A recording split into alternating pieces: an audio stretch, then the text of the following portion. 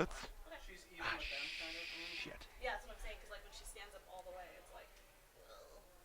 I think she's alright. Okay, I'll leave it alone. Good enough for me? You can even say...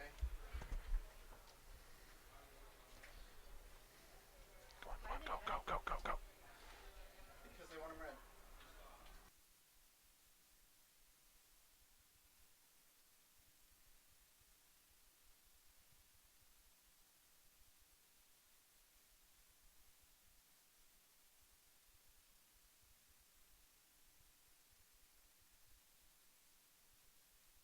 You're tuning in to the online broadcast network, AfterBuzz TV.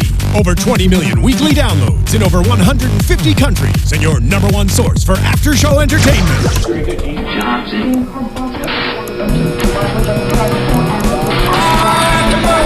AfterBuzz TV, the destination for TV superfans, producing aftershows for over 300 of your favorite TV shows, interviewing celebrities and showrunners, and bringing you behind-the-scenes exclusives. All thanks to E! Entertainment's Maria Menounos, producer Kevin Undergaro, and internet leader Akamai. Now, let the buzz begin! Hey. What's going on, everybody? Thank you for tuning in to the Are You the One after show here on AfterBuzz TV. My name is Nino Llanera, and I'll be your host for today. You can catch me at Nino Llanera on Instagram, Twitter, and Facebook. But you know I'm not here alone. I got the awesome, the talented Miss Desiree Murphy. Hello. What's going on, you guys? You can follow me on Twitter and Instagram at dmurph625.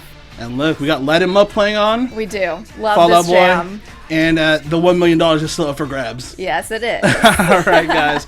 You guys, this is Season 3, Episode 1 of Are You the One on MTV? And there's a lot of information just for this episode. Desiree, what do you think? Yeah, no, I'm with you. I mean, we have these notes right here. Like, seriously. I know you audience members right now are thinking the same thing. Like, so much is going on in this show, but we're loving it. Right? And we're beginners at this show. This is our first time ever watching Are You the One? Yes. And it was actually really, really entertaining to watch, I gotta say. Yeah. There's a lot of hot mess going on, but I think that's made for reality TV, and I can't wait to see the rest of the season go on. Yeah, and it was so fun watching this with you, Nino, because... You know, we're watching it on screen, and then we look at each other at the same exact moments. We're like, what's going on? Or, I can't believe this person said this. Exactly. It got ratchet really quick. It did. Very quick. Like, I think 10 minutes in, we looked at the time. Exactly. Yeah. I was like, this has only been 11 minutes of this hour show. Oh my gosh, there's going to be so much that's going to go on. For you guys who don't know what Are You the One is about, it's basically 10 guys and 10 girls trying to find their perfect match for $1 million. $1 million. But they have a chance where they might not actually win the $1 million because if they don't find perfect matches in each episode, it goes down by $250,000. That is so much. So, and you know, like, they could end up, this is only the first episode, right. They could end up not getting any money exactly. at this point. Luckily enough, there were 2 beams of light that came on at the end of the episode, which means they've had 2 perfect matches. Mm-hmm. I still don't know who they were, because obviously first episode, I still don't know these people very well. Yeah. But I do have some notes on a couple of these people. Yes, and in case you were wondering why we were playing Light 'Em Up in the beginning, hence the beams. Exactly. That's where we got it. So the beams light up at the end of each episode to signify if there was 2 matches during the matchup round, and there were. So luckily, they still keep the mill. Yes. Right.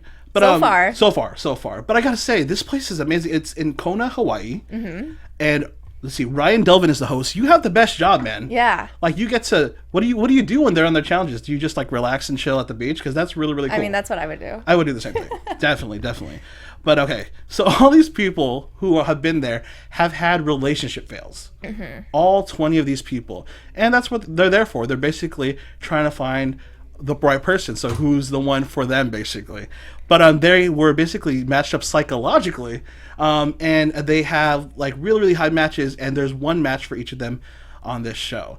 But let's get into it, because there's a lot to talk about on this kind of real world love story type situation we have here. And I know in the beginning they say too, okay, if your soulmate were right in front of you, would you know who it is? So I asked Nino, okay, if you were in this house, who do you think your soulmate would be? And I thought, you know, seeing everyone firsthand, I said, I think his name is Chuck. Yes, Chuck, yes. So Chuck was originally from Hawaii, and I think Beach just because boy? he's like a beach boy and he has some tats. We know your type now. I know. So I would guess him, and then he ultimately had a thing with Hannah, who is from Syracuse, New York, and I'm from a town called Rome, New York, which is 30 minutes outside of Syracuse, fun fact.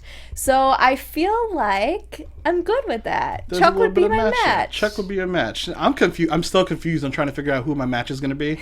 In the beginning, I was like, Kiki's such a sweet girl. She's like a normal, like really just like fun-loving, really like family-oriented type of girl. I'm like, I like Kiki. Yeah. Then Kiki got a little cray-cray. cray-cray. There's a little complex to Kiki that we find out later on. And as it went, you know, with the love triangles that we're going to talk about in a couple minutes here, I kind of drew away from Kiki, and the only normal girl that I realized, or I've seen so far, is Cheyenne, I believe. Mm-hmm. Cheyenne did say she liked the bad boys, you know what I'm saying? I'm not a bad boy. But I think that, you know, her being the most normal one so far, and there wasn't too much drama with her, I'd have to choose her. Yeah. I'm not about the drama. I can't have the drama in my life. You know, I could talk things out, but I think she seems like the most sane one so far, but that could change. This is only the first episode. Yeah. Another person I liked was Hunter, because he's a Southern gentleman. And I went to school in Columbia, South Carolina, where Rashida is actually from. Which you have a lot of matches with what's going on. I know. I feel perfect. Like it's crazy. It's perfect. It's a cool synergy to kind of like see or whatnot, right?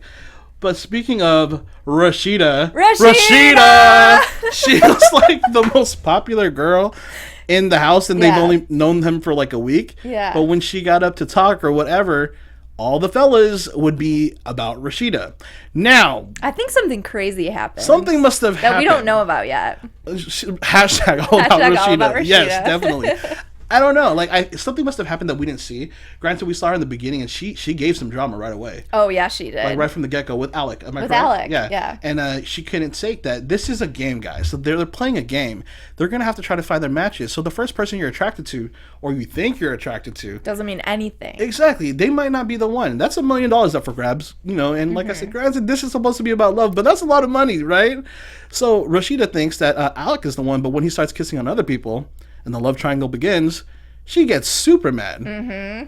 But then, I don't know, something must have happened where the guys just are like, I'm digging Rashida. Something's really, you know what I mean? Exactly. And I hope to see that on the next episode, or maybe like the one following that. Exactly. But Rashida, I want to get to know the real you. Exactly. I mean, in the beginning of this episode, though, tell me it didn't feel like spring break hookups all over. Oh my gosh, you're not kidding. It was like, it literally was like, I went to Cal State Long Beach, and they had these trips to Rosarito every spring break, and that felt like a Rosarito trip. Yes. So all my CSULB alumni, everyone from PAC organization, you guys know what I'm talking about. But seriously, that felt like a Rosarito trip in Hawaii with, I don't know how old these people are. I'm pretty sure like they're in their mid-20s or whatnot. Yeah. Really, really trying to find love. But yeah, that was like a frat party. I must say. I gotta say. They even played Spin the Bottle. Spin the Bottle, and it was like with Red Bulls, and I don't know what else was in there, but I definitely saw a close-up on a Red Bull can. So there was more than Red Bull interesting. In their system. I mean, they had solo cups too, so they had solo cups, exactly. MTV, you're trying to be good, weren't you? But I know there's something. We got you. There was some jungle juice flowing somewhere in those cups. But let's get into like a little bit of the love triangles. Okay, I'm down for this. So there was Kiki and Devin, and who was the third girl? Melanie. So that was kind of like the first prominent, like big love triangle. I think that caused some drama, right? Actually, well, it was Rashida and Alec, that's right, and then Alec and Stacy. That's right. They fought. What? And I feel like Rashida and Stacy are complete opposites. They are. So that was very weird. But I think Alec is doing it right. Like he is doing it right. Like Alec was saying, he was a chubby kid when he was growing up, and then he kind of got into his own, and now he's like feeling himself. So feeling myself. But he's really trying to find out, like, he's really trying to play the field, and I think you should do it like that. Maybe a little bit more low key than Alec was doing it. Yeah. I think he was trying to prove that he can get all the girls now. Mm-hmm. Okay, Alec, we get it. I got you. But he was just really trying to play the game. And all these girls were catching feelings really, really quick. So you're right, it was them in the beginning. Yeah. But I still think the Kiki, Devin, and Melanie situation. Yes, it's just insane. I think it's more Kiki though. That makes it like fun to watch. Is that bad to say? I feel bad. No, I don't think that's bad. I mean, that's what we all saw watching it tonight. Yeah, I would say the thing about Kiki with Devin is I feel like she might like him a little bit more than he does. Oh yeah. According to what was taped. Exactly. So, and then Devin, he's just like Alec. He's trying to play the situation, but he was kind of open about it. Yeah. You know, he was saying, you know, I like you and I like Melanie too, and he was just not trying to be biased. He was trying to spread his love, I guess, and really trying to find out who his match might be. I will say I really liked Devin in the beginning, but then when he opened up to Melanie and said that he has cheated on every single girlfriend. That's 4. He's 1, had. 2, 3, Serious 4 girlfriend. serious girlfriends he cheated on. He cheated on every single one of them. He lost me there. His BO didn't lose you? They talked about his BO I mean, that was pretty like, bad, time. but like I am not a fan of cheating at all. And to hear that, I was like, what? This is crazy. Yeah, no, I think it was pretty nuts that like, and he just let it out. Like he wasn't even trying to I mean, at least hide he's it. honest. I know, plus point for you, right? To being honest, but I just can't imagine. I thought the people here on the show were the ones who were wrecked, not the ones who wrecked, you know, the relationship. Yeah. Or whatnot. Another thing he said that was kind of crazy was he said, okay, if I were a guy, I would date myself if that were a choice. Yes, and like he was like, but I'm not into guys, but I would date myself. And then he started. Remember during the matchup, he was like, I'm all about it, you know, like a triangle, like quadruple love, and I'm like, do you want to get with everyone, dude? Like hey, you can't have your, good vibes, right? You can't have your cake and eat it too. Like, geez, okay, like, yeah. But yeah, definitely that was the center of attention. I felt really bad for Hunter though when him and Kiki and Hunter went out on the date after the challenge that they had, which was trying to guess baby pictures, guys. Yeah. That was kind of adorable. That was cool. I liked that. It was like, but it was baby picture, and then there was a picture of like, I forgot who it was. I think it was Amanda, the one with the freckles. With the freckles, and it was like a picture of her like that looked like it was like taken 2 weeks ago. Yeah, I think it was taken in the back of an Uber, like of her partying before she got on the show. In a beanie, like hashtag like Uber selfie. But I like it looked like everyone else had a baby picture. Yes. And you couldn't guess, but you could tell that was her. Yeah. With the freckles on her face. I don't know. Leaned back with sunglasses on. Like, exactly. Just chilling. That was definitely taken 2 weeks weird. ago. Uber selfie. But Hunter and Kiki went on a date, and in the beginning when Kiki came up, she was super so excited because they looked like they would be the perfect match. Obviously, we found out when they went to the truth booth that they're not a match at all. But you know, they're both very family oriented. They both want you know, good things for their kids. And exactly. It just seemed like they were having a good time. But Kiki, you put up a lot of fronts. I know. And the thing is, too, I think that when everyone else in the house voted them to go to the truth booth, the thing is, you know, we know a lot about them. Especially Kiki. Kiki, from the beginning, has been extremely social, like the most social in the house almost, I would say.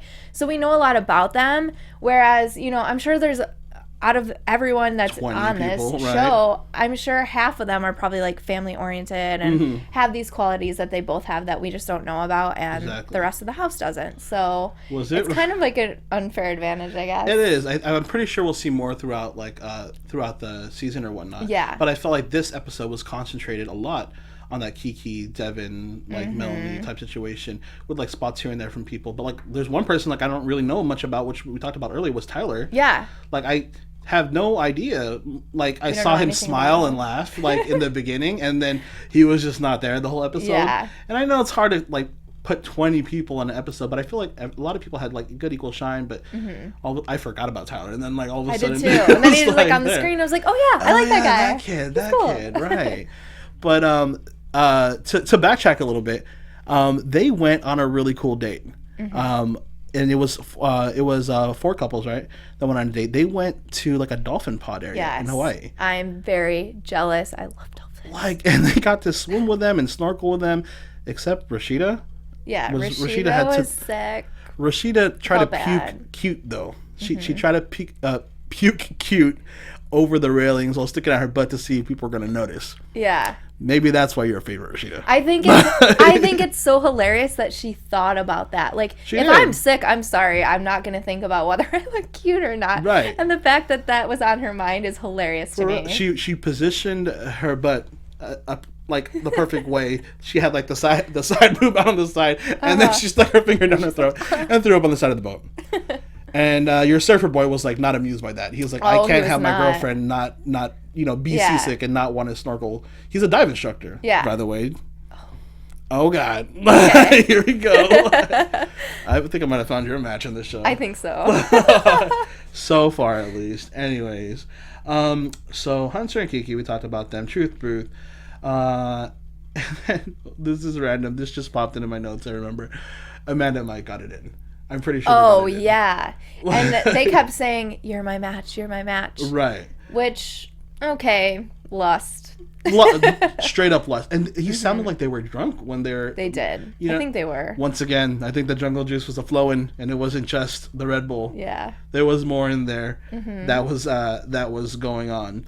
I kind of like them together, even though we don't know much about them at this point. There's something about them that I liked. Yeah. I can't put my finger on it, but they just work well together. Well, their synergy was like straight throughout the whole show. It was kind of constant. It was constant. Yeah. And they didn't really have like a let up. You know what I mean? It just kept on going, and there wasn't really anything stopping them. So yeah, we'll see. But those previews tell me otherwise. Yeah, the previews we saw at the and end. I couldn't tell if he was joking when he was like, "I used to be a male stripper," and then he started dancing. I don't think he was joking. Is that a joke or not? I don't know. I think he mentioned it. He was talking like, so he says he's a venture capitalist. Yes. Awesome, man. That's great.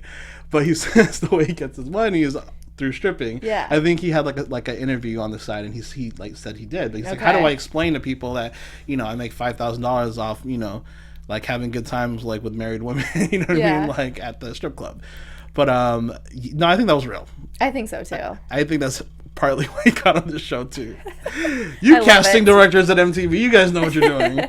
You guys definitely know what you're doing. Could be the next Channing Tatum.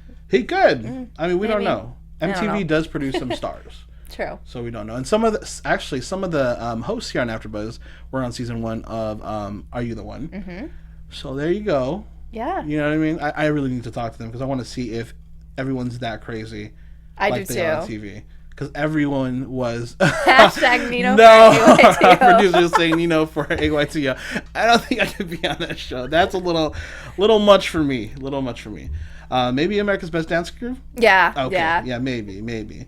But hold on. Let's keep on going here. Okay. Let's see. Devin cheated. We talked about that. Amanda might get it in. The friend zone.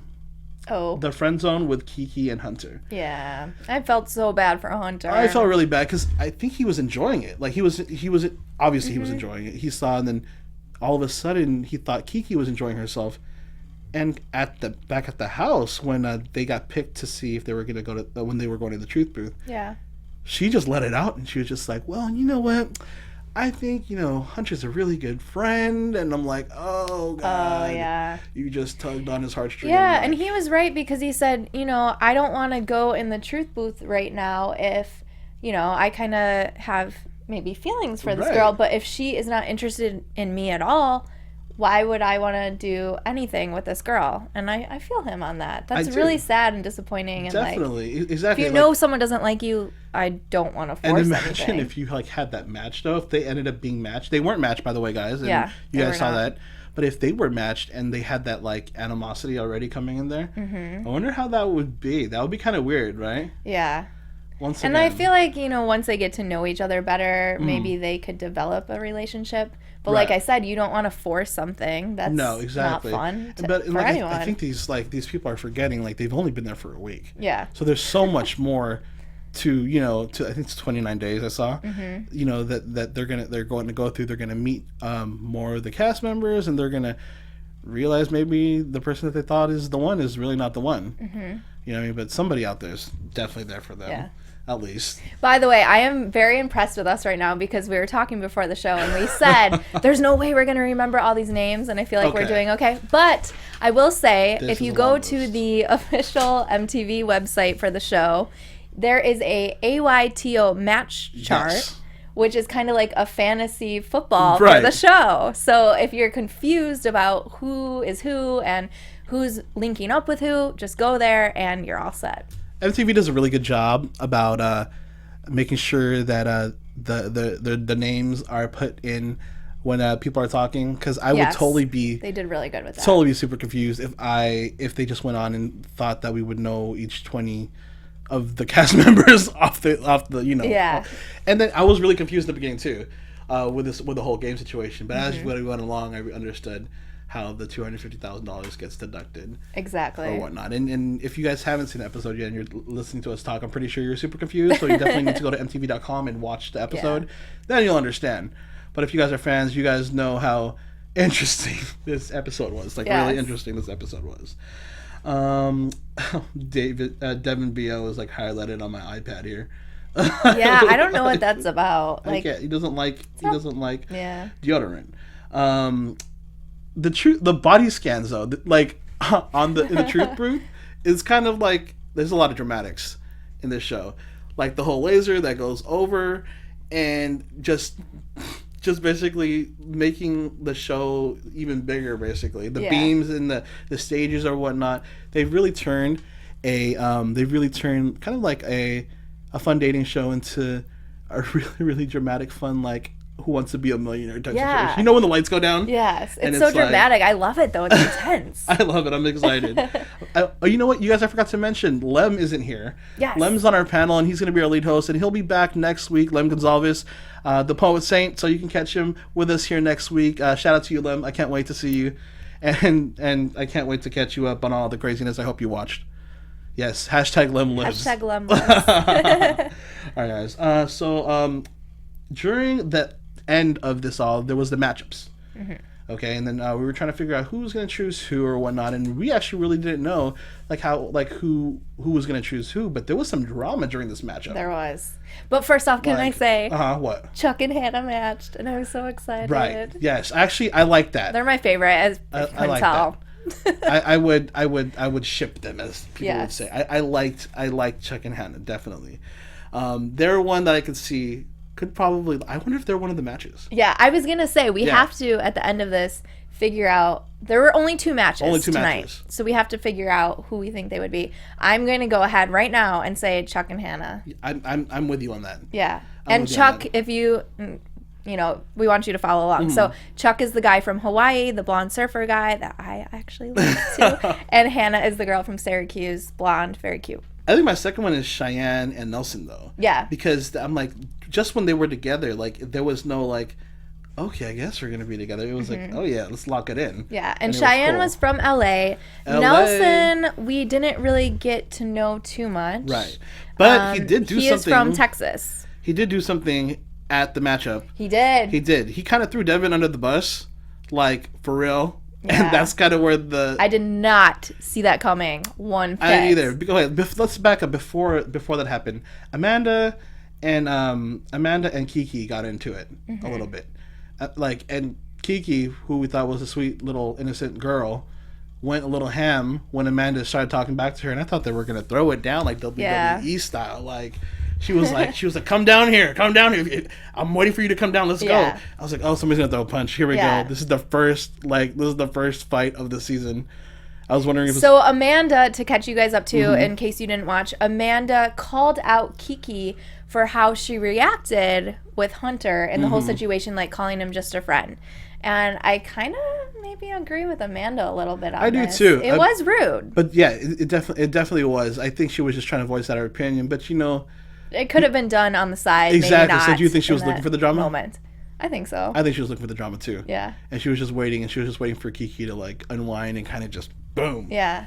And it happened. There's going to be a lot of drama on the show. There is. This is only the beginning. Because when Amanda and Kiki went in, and then Nelson from the sideline decides to come and say, well, I heard Devin said he wanted to smash both of you. Okay. Like, but are you surprised he cheated on all of his girlfriends? I'm not surprised at all. I'm not surprised. I'm just laughing at Nelson from the sideline. Really not.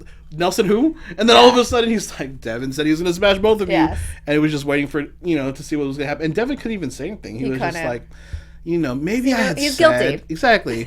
he tried to like freshen it up a little bit during like his interview session. He was like, maybe I said, you know, like I would definitely, you know, like be with both of them or whatnot. And you know, like any guy would want to do this. I'm like, he did say that. I think you think a little bit more than a lot of us guys. Like, I don't want you representing just the guys around the world because we don't all cheat. Like, seriously. But yeah, Nelson had no problem throwing him under the bus.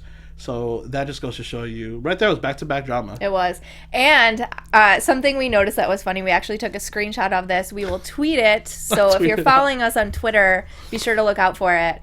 Kiki has the next Kim Kardashian ugly cry face. Yes. Okay, we're going to hashtag ABTV AYTO. A lot of letters, yes. But ABTV AYTO.